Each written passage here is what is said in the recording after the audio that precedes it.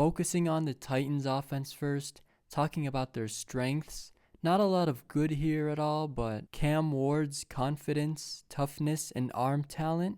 He's the type to always play aggressive, considering all the beatdowns and rough games he's had. A lot of rookies would have shown some quit or be scared to be aggressive, especially when they're being demoralized every single game. So I think there's some positivity there. Second off, Calvin Ridley. He's the go-to wide receiver for Cam Ward. If any production whatsoever is going to come out against the New England Patriots, it's going to be from him. But let's talk about the weaknesses. We got lack of offensive identity.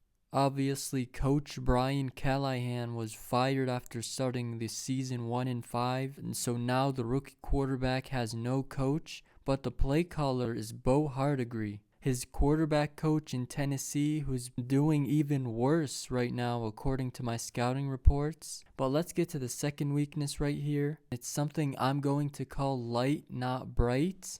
The reason why I called it that is because they're trying to beat teams with light personnel groupings, using 11 personnel 78% of the time, and barely using heavy sets like 12 or 21 personnel that I wish they could use more of to be more unpredictable and organized on offense. And the last weakness we have, offensive line consistency. Although the line was upgraded last season, it's still shaky.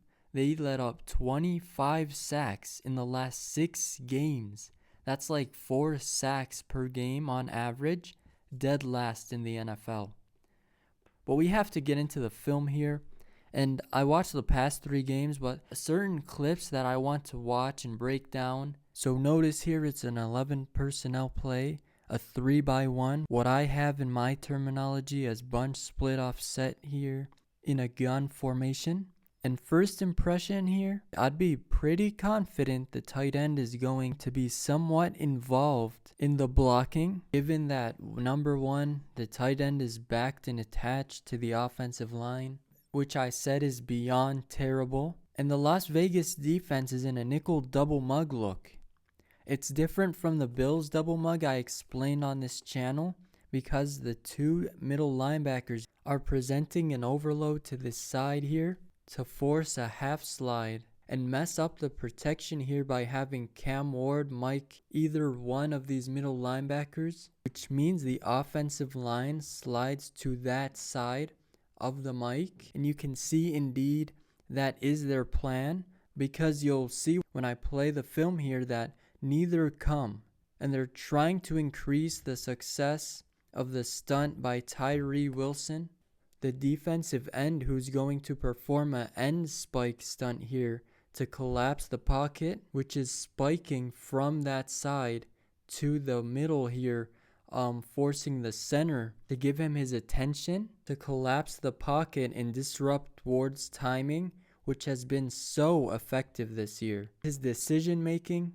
especially under pressure, is very questionable. So you snap the ball here and you can see indeed the line slides that way, half slide right to the mic who's bailing. Both middle linebackers bail out, and Tyree Wilson, number 9 here, forms the end spike stunt I talked about, enforcing one-on-ones on the left side despite sending less players than blockers, as well as enforcing the running back to delay, who was instructed to block because Cam Ward told him to, assuming the overload would come from that side.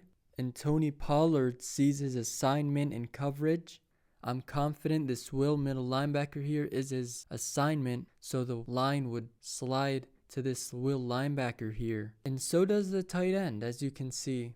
That trickery by the 2 middle linebackers is the reason why the other side has one-on-one matchups, enabling Leiki Fotu, number 95, to force a disastrous play. The reason why he was waiting is because it was a cover 4 look. You see these guys ready to match onto their receivers. They're aligned in front of them. You see this guy shading inside, looking at the quarterback with a possibility of some type of combo coverage to this side here, locking up on him like it's man. And you got these two guys obviously showing the blitz we talked about. And you can see as we roll the tape here, it indeed was a cover 4. The play called was a dagger concept. So it's a dagger and then it's a deep post here. This solo receiver runs an inside curl route with obviously this tight end delaying here. And this would work. You have then it's this dagger route to beat this man like it's man coverage. You can throw it in front of him and hit him for a big play, but it's double mug. I believe it's a bad play call, bad timing, and bad situational football. It's a great play call, but not against this defense, not in this situation. And I think that is a very bad decision as an offensive play caller to do, and I wouldn't do that at all if I was the offensive coordinator.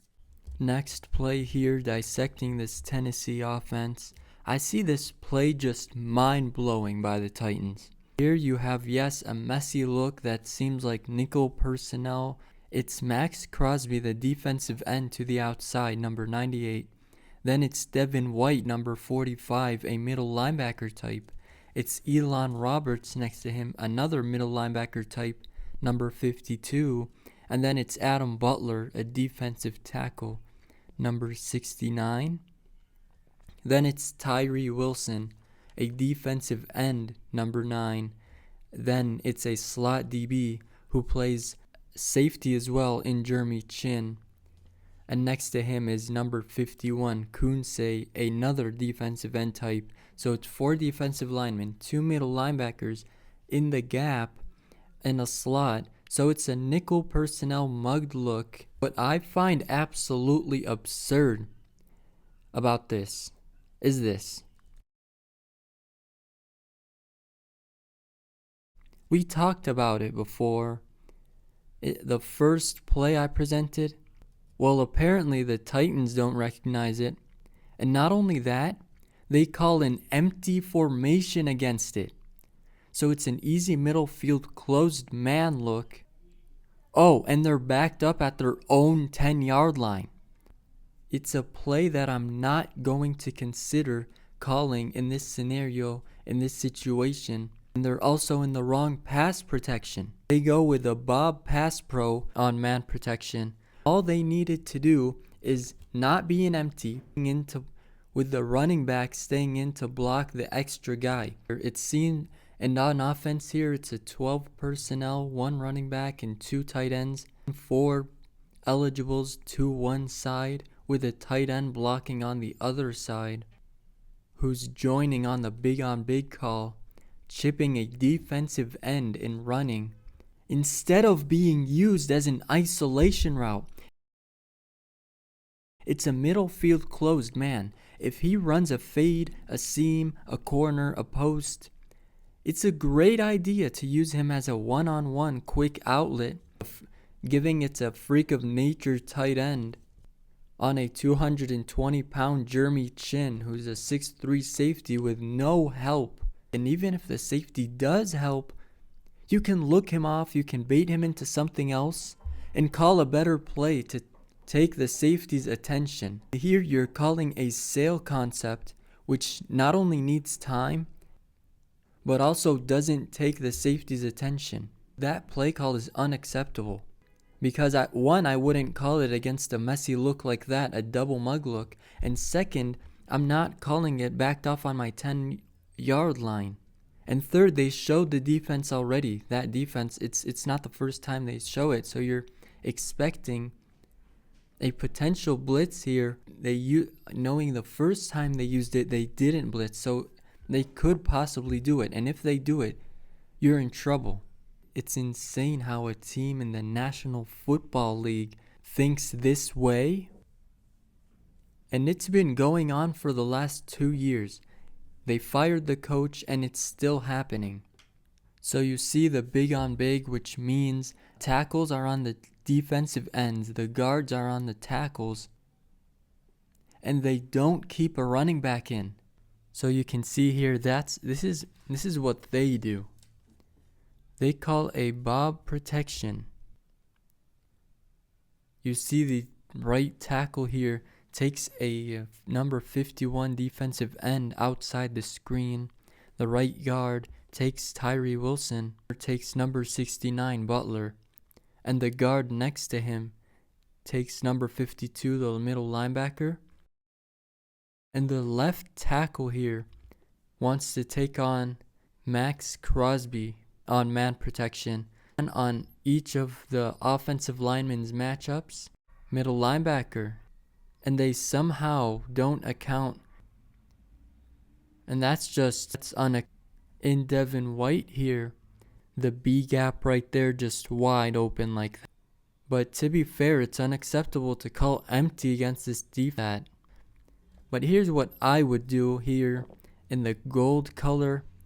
So first off, I'd have the tailback in the backfield to account for Devin White here, to take Devin White. Then the left tackle isolated in man protection with Max Crosby. You got the guard on the other middle linebacker. The center taking the defensive tackle Butler. You have the guard taking the defensive end in number 9, Wilson.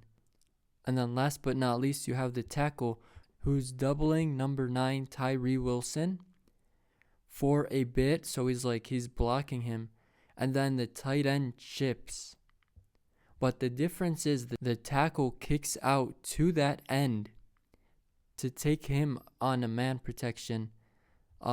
Same way the other tackle is taking Max Crosby.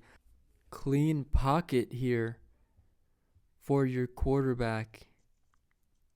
So you notice how the right tackle is blocking Tyree Wilson, then taking steps backwards to block that right end outside of the screen, as opposed to what they did. So you can see the clean pocket here, and it will give Cam Ward time to look at that sail route. So they called the right play. I think it's not bad. It's just more of a risky thing, and I think football is a game of percentages, and you're giving yourself a low percentage completion. And yes, it's a long throw, and yes, it's middle field close. You're calling sail against a middle field close, which is great actually, but not in this situation. You still have a chance, but as a offensive coordinator, I want to have high completion percentage throws. You have to calculate things before you call them, buddy. That's a just disastrous play because the coach was incapable of acknowledging a pass defense, a simple trickery by the Vegas Raiders. To wrap this up before we get into this Patriots-Titans game, I will live stream, by the way. I want the Patriots, obviously, they have to start blitzing, but I want the DB blitzes start scaring Cam Ward. You know he doesn't trust his offensive line. You know he's going to make extremely questionable decisions, especially under pressure. And I think just showing up and blitzing alone is going to get you to probably embarrass the Tennessee Titans. 12 match coverage as well, where you enforce double teams on certain routes, especially on Calvin Ridley, because he's the main receiver Cam Ward has. The rest is kind of a horrible supporting cast, to say the least. So, and they're a very not organized team. So what you want to do is cause frustration by blitzing them, by causing the double teams. There's not much to explain in terms of what to do on defense if you know how to run a football team and win this game against the Tennessee Titans on Sunday. And I'll live stream it. I just reached 50 subscribers, so I will be able to finally stream on my phone. Patriots, I have them winning. 40-18. Next play, we can see the middle field closed look here, and it's clear that it's a cover one, and the quarterback has to acknowledge that, as of potential blitzers, it's one of the two middle linebackers here. And if at least one of them comes, then Cam Ward will have either the running back wide open, because one of the two guys are manned up to the running back, or Ward's going to have the whole middle of the field wide open, because the other middle linebacker is going to be in a hole or rat assignment, or a quarterback spy, hence cover one hole. And even if both blitzers, both middle linebackers still come, you still have the middle wide open. It's just less time to make a decision.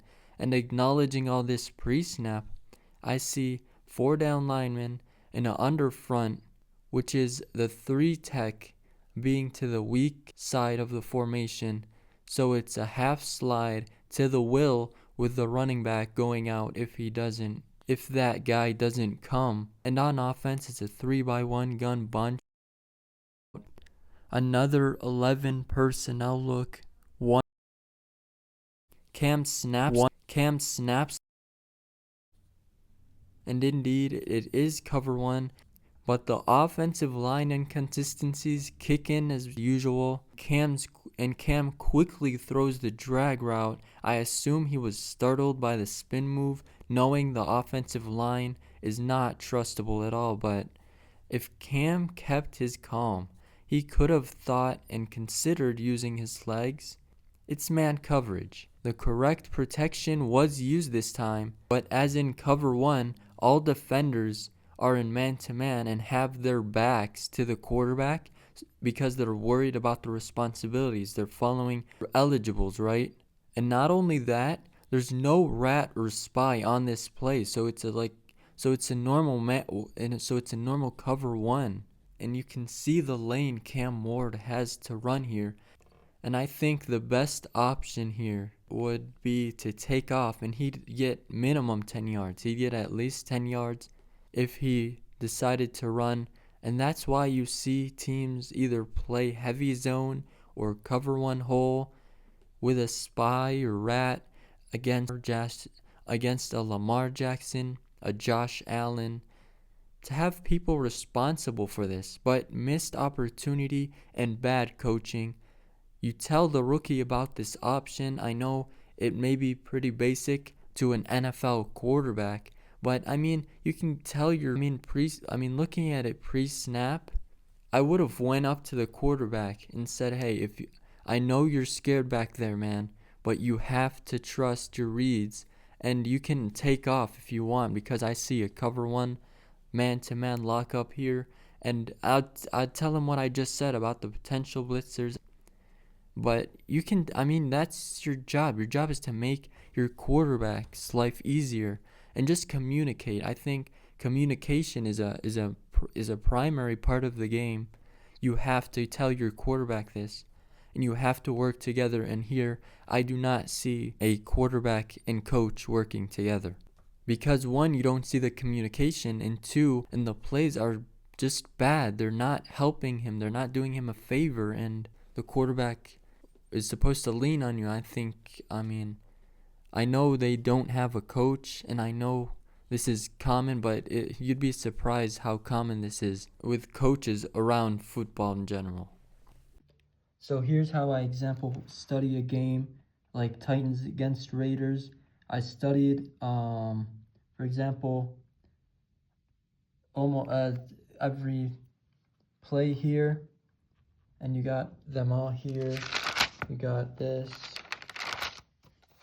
Anyway, hide them. I just want to show the percentages. I just want to show the work and the percentages.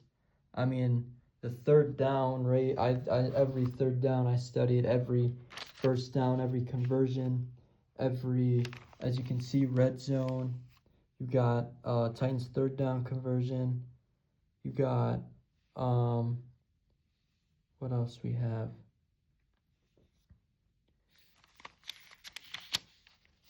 And a lot more. and a lot more. There's obviously percentage of under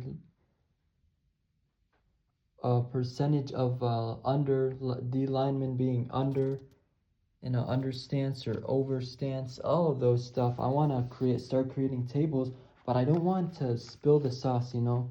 Just like the same analogy with my notebook of plays. I don't know if I should spill everything or not, like, because I work hard on collecting plays and organizing play sheets and laminated play sheets and scouting reports. So I don't know. What do you guys think? And I appreciate you guys for watching. As always, peace.